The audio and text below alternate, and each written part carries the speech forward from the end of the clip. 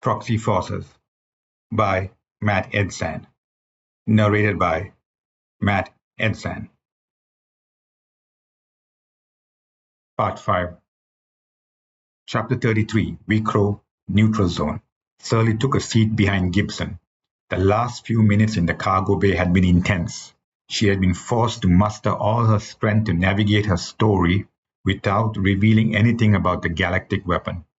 It was imperative that Gibson and UHA didn't find out about the galactic weapon and the supply chain, at least for now. It appeared that Gibson had believed her story, but she couldn't discount the UHA captain. Unlike Gibson, Siobhan was much easier to read. She believed every word of her story. Their time together on the eastern continent of T-Shock had helped them bond. Gibson had shared briefly about finding a group of human scientists at Holux who were being forced to work on a weapon. Serli could only guess that the weapon was one of the core components of the galactic weapon. She had struggled to control herself when Gibson had mentioned the weapon, but it appeared that neither Gibson nor the human scientist had any clue the weapon belonged to the Poruk. However, Serli didn't know how long that would last. If the Prionen species were able to find more parts of the supply chain, it would only be a matter of time before the human scientists were able to put the pieces together. What do you think is the source of the high-energy signature? Serli asked. Gibson had also briefed her on the purpose of their journey. Serli quietly questioned his decision to travel on this freighter to investigate a supposedly high-energy signature on an unknown planet. The energy signature could be the result of a variety of reasons, and none of them could be related to the Prionen species. Gibson, being an experienced UHA captain, should know that well enough. Despite that, Gibson had insisted on it. Serli had observed Siobhan. The young commander had avoided looking at her. Siobhan knew the real reason for Gibson's decision, but neither of them were willing to share the full truth. It was ironic. Although they had all nearly died, none of them were being completely transparent with each other. Serli suppressed a sigh. Should she tell Gibson the truth? Maybe things would be easier then. Right now they were flying blindly because of their need to be loyal to their own species. The individual Serli had trusted the most, Trez, had also seemingly betrayed her. Serli didn't know who she could trust. I'm just a pilot, Lilia replied. You should ask your friends. We don't know, Siobhan said. That's why we are going to investigate it. Even Siobhan's words weren't convincing. Why would Gibson take such a risk in an unknown freighter vessel? Why hadn't he gone back to UHA? He could have easily gotten a ride back to UHA. Gibson's silence was telling and making Serli frustrated, but she also realized they couldn't divulge much in front of Lile. For many reasons, Serli found Lile to be dangerous. Serli had been told that the female Aboax was doing it for the credits, but her sudden appearance on the outpost was suspicious, a bit too convenient. Surely Gibson could see that, but yet he chose to ignore it. Why? Then an alarm wailed on the console. Lile grabbed the controls as the vessel banked to the left. We have company. Who is it? Gibson asked. Friends of yours, I guess? Lile smirked. I don't have many friends, Gibson growled. I can attest to that, Lile said. You were always a loner. Serli realized there was a long history between Lile and Gibson. Was that the reason for Gibson traveling on this freighter? Who are they? Gibson asked. Toaxi vessels, Lile replied. What are they doing behind me? Serli exchanged looks with Siobhan beside her. The Toaxi again had emerged out of nowhere. What were they up to now? And how had they found them on this vessel? Serli suspected the Prionen species were behind it. Had her arrival brought unwanted attention to this vessel? They must know we're on board, Siobhan suggested. I doubt it, Lile countered. There was no one following us when we left Runum Outpost. I'm sure of that. From what I know, the Toaxi appear when we least expected, Gibson admitted.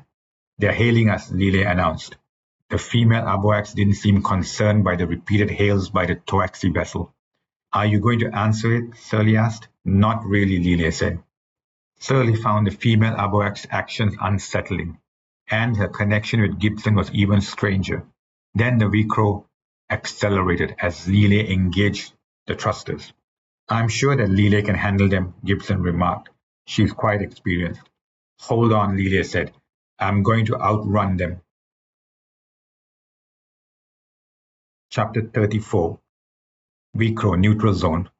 Serli had been impressed with Lile's piloting skills. Not only had the female Aboaks been able to evade multiple missiles from the Toaxi vessel that had been chasing them, but she had managed to get away from them. Lile must have found herself in similar situations many times over. I told you I'd be able to ditch the Toaxi. Lile raised her fist. She wasn't shy in boasting about her piloting skills. It was sickening. To Serli, that was a sign of weakness. A Porukian never boasted of their own accomplishments. It was frowned upon by the Poruk Empire. At least that was how Serli had been trained. She didn't know if that principle was actually practiced by others outside of Imperial command or not. Growing up, her parents had taught her to be humble, but her determination had overpowered her humbleness as she had strived to achieve and prove herself at the academy and subsequently as a Poruk captain. Despite that, she had subscribed to the notion not to boast in herself. It was one of those core principles that had stuck with her all these years. Thinking of her parents again after so long was unusual. She had preferred to keep that door shut forever. Gibson didn't seem convinced. Why don't you check your senses again? As I said before, the Toaxi have this uncanny ability to appear in the most unexpected of ways. Lile pouted. You don't trust me? I don't trust the Toaxi, Gibson growled. Serli was the first to admit that Lile had been able to use an asteroid belt to her advantage in managing to get rid of the Toaxi vessel. While it did demonstrate the female Aboax's capabilities, it did nothing to reassure her that Lile was trustworthy. At least we are back on course, Lile smiled, and one step closer to my credits. I need to send a message back to my people, Serli asked. Is there a way to do it on your freighter? Lile pointed down the corridor, first compartment. You can use it to send a message or even talk to them. My devices are encrypted. No one can listen in on them. Serli stood, walked down the corridor and slipped into the compartment. To her surprise, the interior of the compartment was quite organized. There was a chair, table, and a bed on one side, while another chair and table with a communications device stood on the other end. Serli took a seat and looked at the device. It was a sophisticated military-grade device. She didn't know how Lile had acquired it, but that was irrelevant for now. Serli switched on the device and opened the connection for Vice-Chancellor Trez. She typed in her credentials as part of the Poruk authentication process. Her hands were fidgeting. It had been a long time since she was this nervous when communicating with Trez. The last time she had been so nervous was when she had been first summoned by the Vice-Chancellor to discuss her future trajectory in the Poruk Empire. It had been in an atrium of all places where Trez had broached the subject of bringing Serli under her guidance.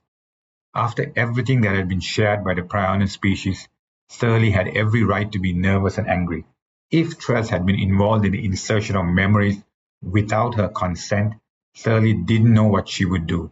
It took a few seconds longer than expected before Trez's face appeared on the screen. Serli, is that you? Trez asked in confusion. You actually told us that you had died and the vessel was destroyed. Yes, I'm still alive, Serli replied softly. I was captured by the Prionen species. That's the enemy that attacked Capital 3. Prionen, Trez muttered. In the back of Serli's mind, she had been having a lingering thought that Trez was involved with the Prionen species. But one look at the Vice-Chancellor's facial expression dispelled any such concerns. Trez had no idea who she was talking about. At that very moment, Serli decided to give Trez a chance. Serli had become the individual today only because of Trez. Trez had taken a lot of initiative to guide her. Serli couldn't simply turn her back on the Vice-Chancellor. I have to share what the Prionen species told me, Serli said. Trez looked at her. Go ahead. The Vice-Chancellor had no inkling of what lay ahead of her. Serli began sharing what had happened to her with the Prionen species. Trez was emotionless as she listened. After Serli had finished, Trez remained silent. Serli couldn't take it any longer. Is it true what the Prionen species told me about memories being inserted into my mind without my consent? Trez's face enlarged on the screen. Yes, it is. Chapter 35, Recro Neutral Zone. Serli observed that Trez's face never changed as she uttered those stark words. The feelings of betrayal began to stir deep within Serli. She clenched her fists and waited to hear more from the Vice-Chancellor. Don't look upset, Trez warned. I'm not upset, but shocked, Serli said, smiling weakly. She had failed in keeping her emotions under control in front of the Vice-Chancellor. Serli was disappointed with herself. I had to do what was necessary for the Poruk Empire. Trez continued. What does our Poruk Code say? Duty to the Empire is preeminent, Serli replied. Trez seemed pleased. That's what must guide us always. Our duty comes first, before all else. The Chancellor ordered that we had to keep the locations of the supply chain a secret. It was imperative in case our future enemies were to attack us. And now I see that the Chancellor was right. The Prionen species are our most challenging adversary to date. Humans are nothing compared to them. Trez was correct on that point. UHA was a smaller species if Serli compared them in terms of technological superiority to that of the Prionen species. Based on the limited knowledge she had gained in the other dimension, Serli discovered that the Prionen species was light years ahead of both the Poruk Empire and UHA. Despite Trez's passionate words, Serli felt the Vice-Chancellor could have trusted her more with the knowledge. But she dared not discuss her true feelings on the matter. She preferred to let Trez believe everything was settled. It was the easier way forward. I understand, Serli agreed. I don't know how the Prionen species found out about the galactic weapon, Trez commented, but we must prevent them from acquiring further core parts of the weapon. Serli continued to struggle talking to the Vice-Chancellor. A level of respect and trust she had for Trez had slowly begun to strip away. For years, she had trusted Trez above anyone else, even her own parents when they had been alive. In reality, Trez had been the only one she had trusted. However, Serli had begun to see that she may have put her trust in the wrong person. She suppressed a sigh as she continued to focus on Trez's words. Do we know how many core parts the Prionen have accumulated? Trez asked. The humans don't know that those core parts even belong to us, Serli said. That's good. I believe the Prionen species has been watching us for a long time, Serli replied. Maybe not only us, but also other species. Based on what you have spoken, it's conceivable, Trez mused. They may even have spies amongst the Porukians. Serli hadn't even considered that possibility. But wouldn't that be difficult to execute? We don't know what we are dealing with here, Trez said. That's my worry. I feel you have only seen a tiny bit of their capabilities. They could have many ways to monitor us without our knowledge. Serli had to admit that their lack of knowledge of the Prionen species was a major hindrance to everything. At least we know they are after the galactic weapon, Trez said. I'll keep a watch on the other two Porukians who have the remaining information about the supply chain. Who are they? You know I cannot disclose such information. Serli had expected as much, but she had still wanted to try and see if the Vice-Chancellor would be willing to trust her. It appeared not, leaving the taste of disappointment on her lips. Based on everything you've shared, there's one more thing you need to be aware of, Trez said. Serli wondered what else could be more alarming other than what she had already shared. During the attack on Capital Tree, the Prionen species stole a few weapons that were being created there before destroying the factory. Chapter 36, Recro Neutral Zone. Gibson watched Serli return to her seat. He had been tempted to ask Lile to listen in on Serli's conversation with Imperial Command. In the end, Gibson had thought it was too risky. He didn't want Lile getting wind of what they were really up to. His trust level with Lile had also not improved. Gibson knew that Lille was after more than the credits. There had to be more. Lille didn't seem like the individual to do things only for credits. While the credits he had offered her were reasonable, it wasn't substantial. He didn't think his offer would take her so far. Despite that, Lille had agreed to it. She had seemed desperate, but Gibson wasn't sure whether she was faking it. Was everything fine with the device? Lille asked. Yes, Serli replied. Gibson was glad when Siobhan didn't ask anything. With Lille there, nothing could be mentioned. We're reaching orbit, Lille announced. Gibson looked at the reddish planet. Is the atmosphere breathable? Lille shook her head. It's time to suit up. Fortunately, I have enough suits for everyone, even the Porukian.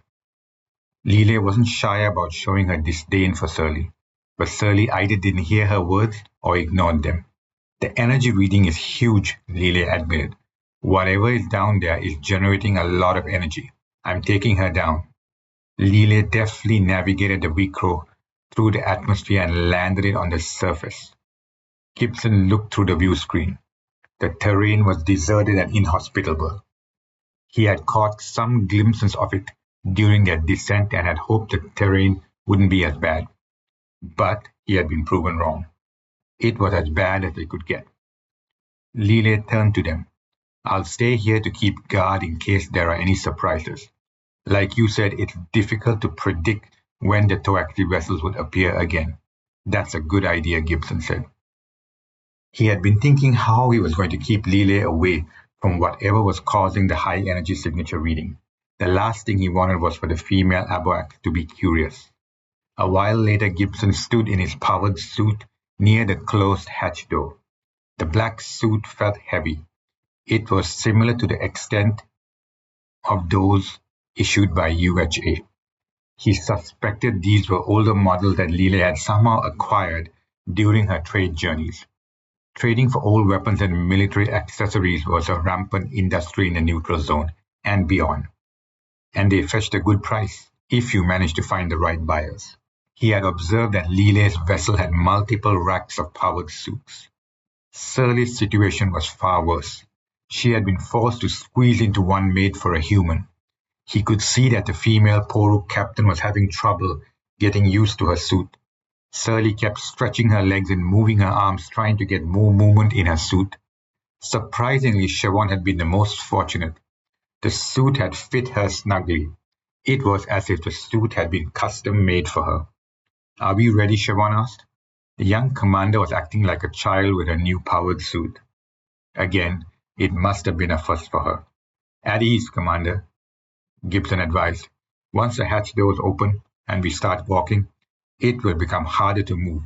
We need time to adjust. Gibson never liked powered suits. Even those in UHA were bulky and slowed him down considerably. They always slowed his movements. But they had no choice given this planet's atmosphere. He hoped one day UHA would create powered suits that intelligently fit into the person wearing it. Yes, sir, Siobhan agreed. Siobhan's enthusiasm would be tested the moment the hatch was open. Gibson spoke into the headset and asked Lille to open the hatch. A temporary airlock surrounded the three of them. Then the hatch door slid open. Chapter 37, Unknown Planet, Neutral Zone. Initially, Serli had thought she wouldn't fit into the powered suit, but after leaving the Vicro and taking the first few steps on the surface, she began to get accustomed to the suit. Although it was definitely small for her, she had made some adjustments while ensuring there wouldn't be any breaches to the suit. Poruk powered suits were larger and more flexible than this one. Serli glanced at the darkened sky. How far away is the energy reading? Gibson pointed ahead. It's around that hill. We should be there shortly. Everyone okay? Siobhan nodded. Serli turned to her. Are you able to hear us through the HUD? It didn't take much for Serli to guess that this was Siobhan's first time in a powered suit. The young commander had tried to pretend as if she knew everything, but Serli had spotted a few things that had given away Siobhan's inexperience in a powered suit. Serli didn't want Siobhan tripping or doing something that would cause a breach in her suit and jeopardize everybody. Yes, Siobhan replied. What's this place? Another uncharted planet, Gibson replied. The neutral zone has many of them. No one likes to colonize such planets. I heard that Lyceria used to be like this before it was colonized. I'm surprised to hear that about Lyceria, Serli admitted. She could observe the confusion in Siobhan's eyes. They kept walking as they rounded the hill. The moment they had cleared the hill, the source of the high-energy reading became apparent. It was an oval-shaped ring in the middle of the terrain. No one could miss the light emitting from the ring. Is that it? Siobhan asked. It's a portal, Gibson confirmed. Serli hadn't expected anything like that out here. What was a portal doing out here on this barren planet? Who put it there? Siobhan asked. My guess is the Prionen species, Gibson replied. There was no need to guess. The portal was the work of the Prionen species. Serli was certain of it. As they approached it, the sheer size of the portal became more apparent. It was big enough for at least 5 people to enter side by side. The sheer size also proved to be one reason for the presence of the high-energy reading. Why did they put it here? Serli asked. Gibson shook his head. That's a good question. It's a strange place for a portal. Maybe the Prionen chose it because this is an uncharted planet, Siobhan proposed. No one would wander out here. It's possible, Serli said. Are those images changing? Siobhan asked. Serli had been distracted by the size of the portal to notice what it was showing. Siobhan was correct. At present, a desert terrain was being displayed within the ring of the portal. Then it changed again. Humans, Siobhan gasped. It was an image of 2 humans, a male and a female, talking with their backs towards them. Gibson remained quiet. Then the image changed again. It was a forest beneath a blue sky. Where were all these images coming from? We need to go through the portal, Gibson announced. Siobhan hesitated. Is it safe? It was evident that the young commander was fearful, and she had every right to be. Serli had also never encountered a portal in her life. Portals to other dimensions had always existed in the realm of theory. Until now. She also doubted anyone in the Poruk Empire had walked through a portal to another dimension. I believe this leads us to another dimension, Serli said. You mean the one where you were taken to? Gibson asked. I don't know if it's the same one, but it could be, Serli replied. No one actually knew whether the dimension this portal was displaying was the same dimension she had been trapped in or not. There could be an infinite number of dimensions out there. If we walk through, are we sure we can get back? Siobhan asked. Serli frowned. Another pointed question that lacked an answer.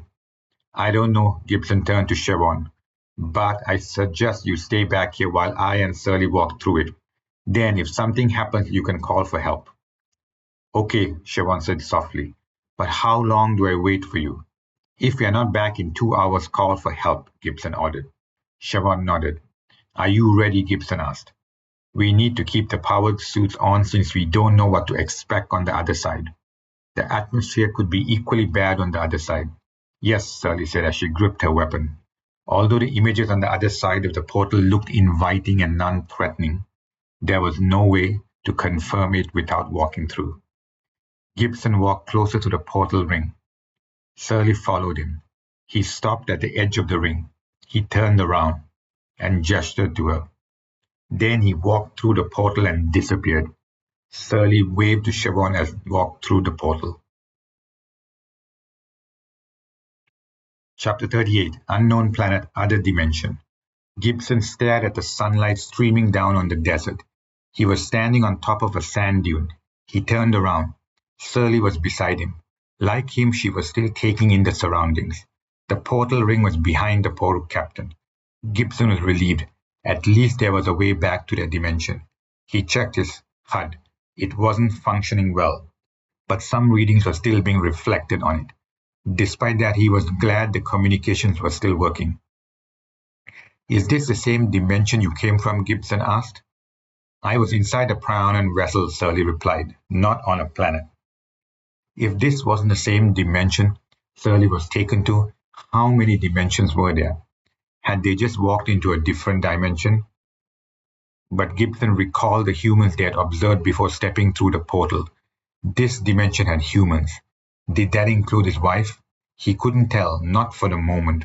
However, those humans may give him a clue to the whereabouts of his wife.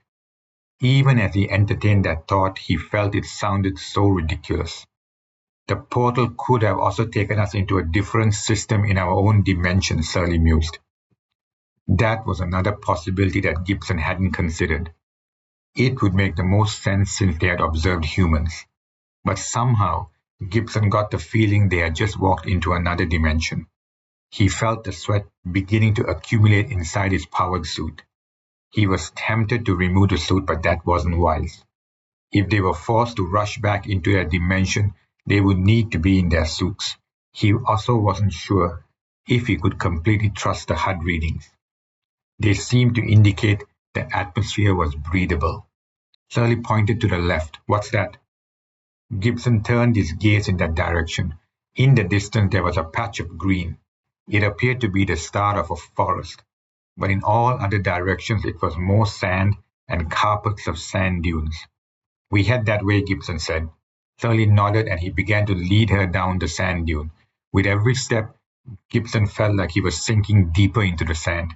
The weight of the powered suit was the real culprit. I don't know how long it'll take us to reach that position, Gibson muttered. The powered suits are not helping us. Serli didn't say anything. The female Porukian seemed to focus on the greenery. After another 100 steps, they reached the bottom of the sand dune. He looked ahead, but couldn't see the forest. All around him was endless sand. Follow me, Serli said. It's this way. Gibson gave way to the Poruk captain. He hoped Serli had gotten a good view of the position of the forest. If not, they could easily get lost out here and not even find their way back to the portal. The last thing they needed was to get lost in another dimension. I'm leaving a trail, Serli said. It was only then that he noticed she was dropping something on the sand, but even that wasn't guaranteed to give them a way back to the portal. There was no wind out here for now, but if a sandstorm erupted, it would hide whatever she was leaving behind. He could only hope there wouldn't be any storms today. Gibson followed Serli up the next sand dune. It was worse climbing the sand dune than descending it. Once they reached the top of the next sand dune, he smiled. There it is, Serli remarked. Keep leading the way, Gibson commented. The journey down the second dune was faster. Gibson was getting used to navigating the sand dunes in the powered suit. He was tempted to break into a run, but decided against it. As they began to climb the next dune, Serli stopped. What is it? Gibson asked. Something's wrong, Serli said. Gibson glanced around, but he couldn't see anything except waves and waves of sand. I hear something, Serli announced. Then Gibson heard it, a slow whirring sound. Something was approaching them. Chapter 39, Vicro Neutral Zone. Are you on the planet's surface? A voice boomed out of the cockpit console. Yes, Lily replied. She had been waiting for the deep voice to contact her. The first time the deep voice had contacted her, she had been traveling through the neutral zone, minding her own business. But the deep voice had made contact with her out of the darkness of space. Lily still didn't know how they had found her. Her suspicions had been quickly replaced by shock. The deep voice had made her an offer she couldn't refuse. Initially, she remained suspicious. Was the deep voice working with one of her enemies? Being a trader, she had accumulated a long list of enemies, which was common amongst her profession. The credits the deep voice had offered were beyond her wildest dreams, and to prove it was trustworthy, 50% of the credits had been transferred to her account. It had only left her stunned. She didn't know how the deep voice had even found her account number. That was still a mystery. But for the deep voice to make the transfer was simply mind-boggling. Lily had never heard of such a thing happening to any of the traders in the region. But the deal that had been struck was a simple one. She had to journey to Runem Outpost and get Gibson to a planet with a high-energy signature. Lily had been intelligent enough not to ask any questions. The lure of the credits in her account had been more than enough to accept the job. She had run some checks to verify that the amount was actually in her account. Once that had been verified, she had run another program to move her credits to another account. Once all of that had been cleared and authenticated, Lile had stared at the console, breathless to the core. The deep voice knew of a need for the credits. Even the 50% she had already acquired would be more than enough to get a new vessel and extend her capabilities. Maybe she could even afford a small crew. At that time, she danced with her thoughts. While the credits lured her in, meeting Captain Gibson again after so many years was an additional benefit. She would have never imagined running into the arrogant human again. Getting to Runam Outpost had been the easy part, but convincing Gibson had taken a lot of planning. Gibson wasn't an easy human to convince. He was always suspicious. While it had been years since she had last met him, they had left on bad terms. It had been Gibson's fault that her original vessel had been destroyed. Lile had loved that vessel. At that time, Gibson could have left the skirmish, but he had refused to embroiling her vessel in his dispute. She had hated him for destroying her vessel, and the hate had lingered on for a long time. Eventually she moved on and secured the Vicro, but the Vicro would never replace her first trading vessel, not by a long shot. Compared to her first trading vessel which she had acquired using her life savings, the Vicro was a piece of junk. But her new credits would go a long way to rectifying her situation, and at the same time she could deliver to Gibson what he truly deserved. Lile had been surprised at how easy it had been to convince Gibson. She had observed that the human captain was different from the steely-edged one she had encountered years ago during the Pinnacle War. Gibson seemed desperate. For what, she couldn't fathom. She also didn't want to know. Gibson had messed up her life years ago. Now it was payback time. She didn't care what his mission was about. "Did you secure what is needed for your mission?" the voice asked. "I have one device," Lile replied. When the deep voice had informed her that she needed to destroy a portal to another dimension, Lile had initially hesitated. But she had quickly recovered and accepted her mission. She had been tempted to ask about the portal, but she knew it wasn't her business, and she didn't want to sound curious. The deep voice had trusted her by depositing the credits. She had to do her part, complete the mission, and get the other 50% of the credits.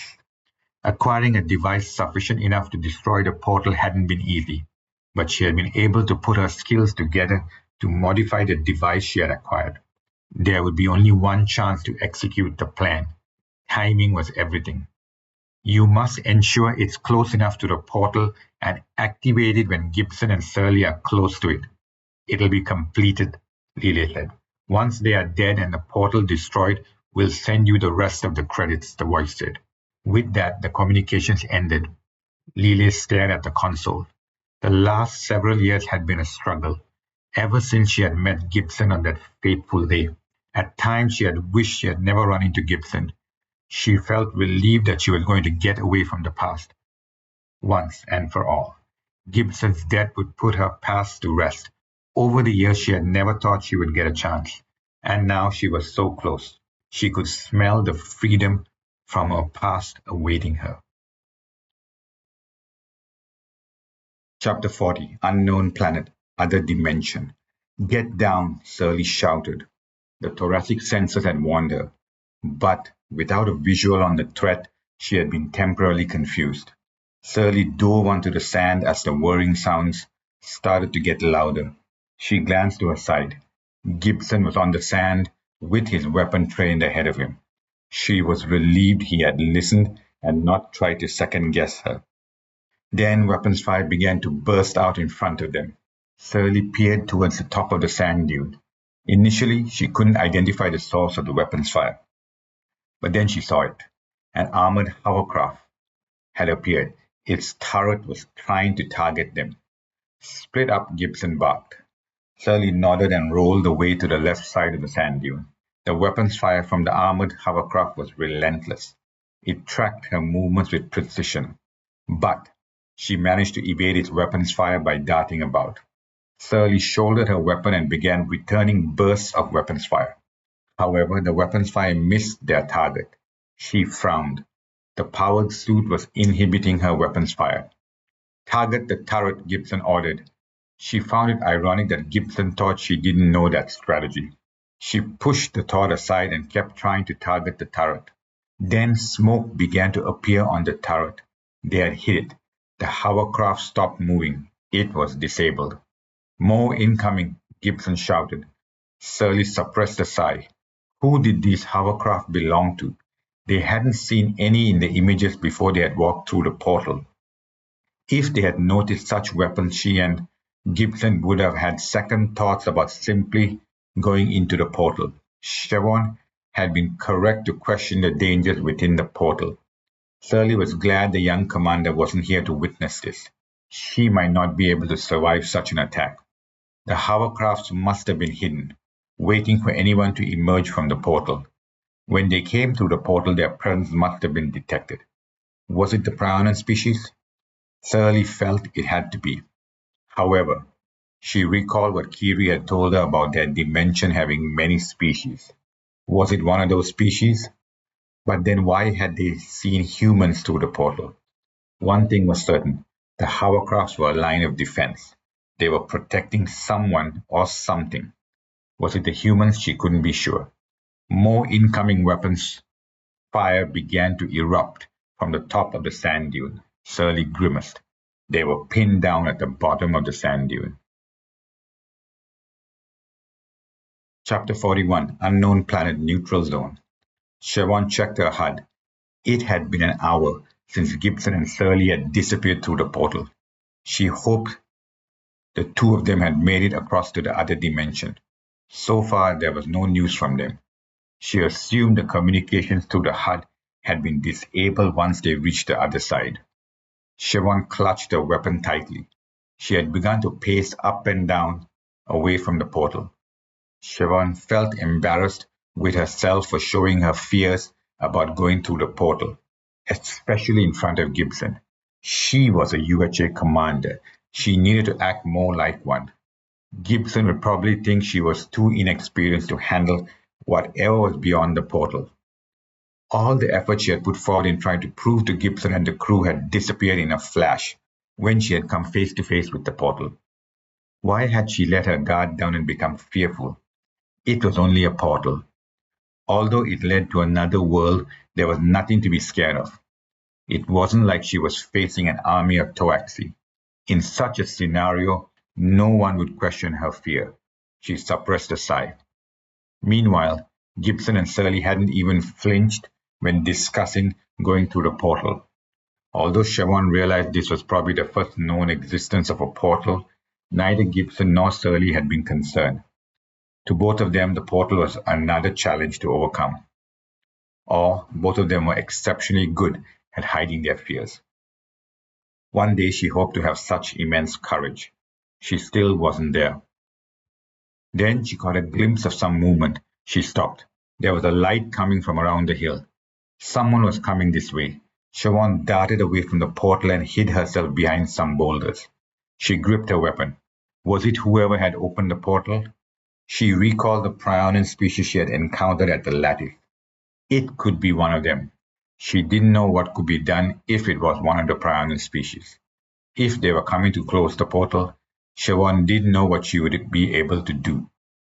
Maybe she could jump through the portal, but Gibson had been clear in his orders for her to remain here. Her eyes began to twitch. She needed to do something. The light was getting brighter by the second. Siobhan was about to rush to the portal when she saw a figure in the distance. It was wearing one of the powered suits. It had to be Lile. The female Aboax was walking in the direction of the portal. She seemed quite at ease in her powered suit. Siobhan exhaled a sigh of relief. Lile must have gotten worried when she hadn't heard from them. Siobhan was about to stand and wave to the female Aboax when she stopped. Something in Lile's walk felt wrong. Lile was marching ahead. She hadn't stopped in shock when she had witnessed the portal. Siobhan frowned. That was strange. Unless Lile had known about the portal all this time. Siobhan swallowed hard. If that was the case, Lile had brought them into a trap. Siobhan didn't like it. She stayed behind the boulder and decided to observe what the female Aboax was up to. Lile walked up to the portal ring and stopped. She then glanced around. Siobhan ducked behind the boulder. Her heart was pounding. She hoped Lile hadn't spotted her. Whatever Lile was doing here, it wasn't part of the plan. Siobhan needed to know what was happening. She slowly peered over the boulder. Lile was now kneeling on the ground near the portal. She had a small black device in her hand. Siobhan narrowed her eyes. Lile placed the device near the portal ring and stood. The female Aberx then glanced around. Again. Siobhan withdrew behind a boulder and waited. What was the device Lile had planted at the portal entrance? And why? Siobhan peered out. Lile was already walking back towards the hill. Siobhan watched her disappear behind the hill, obviously heading back to the Vicro. Siobhan waited behind the boulders, in case Lile changed her mind and came rushing back towards the portal. The female Aberx had no idea that Siobhan had been observing her. Lile must have assumed the three of them had gone through the portal. Lile also hadn't even seemed the least bit interested by the portal. Siobhan was glad that Gibson had not trusted Lile. The female Aberx was up to something sinister. Siobhan stood and trained her weapon towards the hill where Lile had disappeared behind. Then she began inching forward. If Lile appeared at any moment, it would be a firefight to the end. Siobhan couldn't assume anything about the female Aberx. As Siobhan approached the portal, her heart was racing. Once she reached the portal ring, she knelt and glanced at the device. Siobhan gasped. She had seen images of it before, but never one up so close. The device was a modified antimatter charge. It could take out the portal and half the area around it. Without thinking, she picked it up. She needed to get this device away from the portal. If the portal was destroyed, Gibson and Serli would have no way to return to this dimension. Then a sound emitted from it. A red light began to flicker slowly on the device. It had been remotely activated. Chapter 42, Unknown Planet, Other Dimension. Gibson looked ahead. Two more armored hovercrafts had appeared at the top of the sand dune. The turrets were swinging in an arc, releasing relentless bursts of weapons fire. Serli seemed unfazed. She kept firing in the direction of the two armored hovercrafts, but it was getting harder to hit them. The armored hovercraft seemed to have activated a shield around them. It's no use, Gibson hollered. We must keep firing at them, Serli insisted. Their shields are holding up, Gibson countered. Serli shot him a glance. Then what do you suggest? I don't know. I thought you humans never give up. We don't, Gibson growled. He was getting irritated with the Poruk captain. How dare she accuse him of giving up? This wasn't the time for it. Then an explosion ripped behind them. Gibson's body was flung up the sand dune. Part 5, The End.